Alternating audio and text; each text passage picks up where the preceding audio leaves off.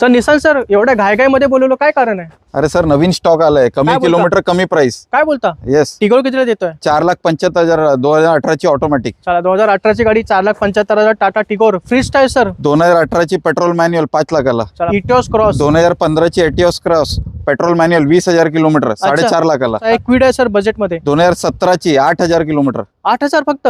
2,90,000 रुपये. एस्प्रेसो 4,11,000 2021 ची. ग्रँड आयटेन 2014 ची ग्रँड आयटेन स्पोर्ट्स 3,30,000 रुपये. एक्सेंट 2014 ची एक्सेंट डिझेल 4 लाखाला.